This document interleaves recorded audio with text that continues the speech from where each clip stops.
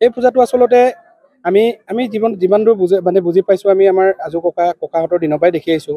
আমি যিবোৰ এতিয়া জানি আহিছোঁ, আজি পৰম্পৰা নৰ্থ ইষ্টৰ ভিতৰত আমাৰ এই ভলুভদ্ৰ টানপুখুৰী আমাৰ এই ৰমাইলাচন মিচিং গাঁৱতে অৱস্থিত বুলি ইতিমধ্যে আজি ইমান বছৰে আমি জ্ঞাত হৈ আছোঁ। কিন্তু এই বছৰৰ এই পূজাটো প্ৰতি আঘোণ মাহৰ প্ৰথম বুধবাৰটোত আমি যিহেতু মিচিং সমাজে বুধবাৰটো প্ৰিয়, মানে বুধবাৰটো আমাৰ যেনেকৈ লিগাং উৎসৱ পালন কৰে তেনেকৈ লৈ এই আঘোণ মাহৰ প্ৰথম বুধবাৰটোতে আমি এই পূজাভাগ আয়োজন কৰা হয়। আৰু ইয়াত বিভিন্ন ধৰণৰ আগতে আমি সৰুতে হৈ থাকোঁতে যে আমাৰ কেৱল মাত্ৰ আমাৰ মিচিং 3খন গাঁৱে পাতিছিলে। আজিকালি এনেকুৱা এটা হৈছে যে এই পূজালৈ সেৱা আগভাগ কৰি কিছুমানৰ মনোবাঞ্ছা পূৰণ হৈছে। বিশেষ ধৰণৰ মানে আলিয়ে উলিয়ে গৈ দেখি মন্দিৰ সেৱা কৰি যায়, যে পিছত আমাৰ কমিটিৰ লগত যোগাযোগ কৰি বিভিন্ন ধৰণে পূজাৰ বিষয় লৈ তাৰমানে কি বুলি কয় যে এই মন্দিৰভাগ সেৱা কৰি আমি সফলতা লাভ কৰিছোঁ বুলি তাত দান দক্ষিণা পৰ্যন্তলৈ দিয়া আজিকালি এনেকুৱা প্ৰৱণতাও এটা আহিছে। কিন্তু পৰিতাপৰ বিষয়, এই নৰ্থ ইষ্টৰ ভিতৰত প্ৰথম ভলুভদ্ৰ পুখুৰীটোৰ ওপৰত আজি আমাৰ অসম চৰকাৰ বিভাগে আজিলৈকে তাৰমানে সংৰক্ষণৰ ব্যৱস্থা এটা কৰি দিয়া নাই। এইটো কাৰণে আমাৰ এটা পৰিতাপৰ বিষয় হৈ আছে।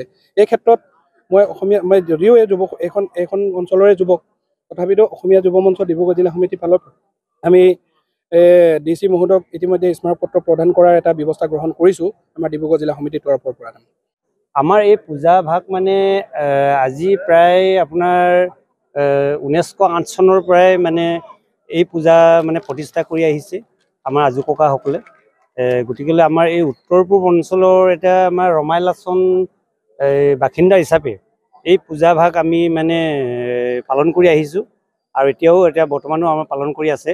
আৰু এই পূজাস্থলীলৈ আমাৰ বিভিন্ন আমাৰ অৰুণাচলৰ পৰা আদি কৰি আমাৰ ডিব্ৰুগড় জিলা, শিৱসাগৰ জিলা, অন্যান্য জিলাৰ পৰাও মানে প্ৰান্তৰ পৰা আহিছে এই পূজাৰ মানে অৰ্চনা এটা দিবৰ কাৰণে।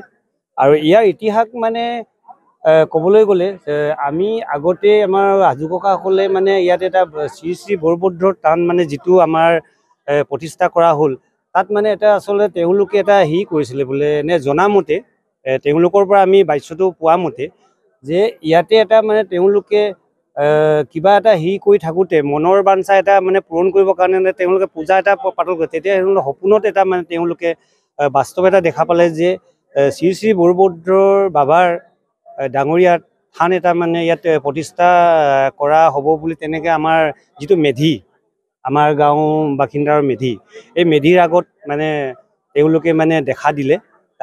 তেতিয়াৰ পৰা 1908 চনৰ পৰাই মানে দেখা দিয়াৰ পৰা তেওঁলোকে এই বস্তুটো মানে আগবঢ়াই ডাঙৰীয়া বাবা আজি পৰ্যন্তলৈকে সেই বস্তুটো চলি আছে। আৰু আগতে তেওঁলোকৰ বাচ্যমতে ইয়াত মানে কোনো এটা এনেধৰণৰ কোনো পানী যোগান নাছিলে মানে।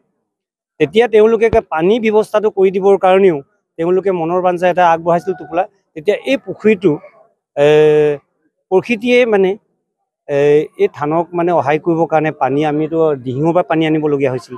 ঠিক তেনেধৰণৰ মানে এটা মনৰ এটা বিশ্বাস, এই পুখুৰীটো মানে প্ৰকৃতিয়ে আমাক এটা দান কৰা এটা দিশ এটা পাইছোঁ। গতিকেলৈ ইয়াত আমি শ্ৰী শ্ৰী বৰভদ্ৰ টান উন্নয়ন সমিতি বুলিও এটা উন্নয়ন সমিতি আছে। আজি এই উন্নয়ন সমিতিৰ জৰিয়তে আজি আমি এই প্ৰতি বছৰে আঘোণ মাহৰ আজি অসমীয়া মানে প্ৰথম আঘোণ বুধবাৰ দিনাখনে আমি তিৰাং কৰা হয়, সেই মানে পালন কৰা হয়। যিকোনো খবৰৰ বাবে যোগাযোগ কৰক 7090173330 অথবা 7099017990 নম্বৰত।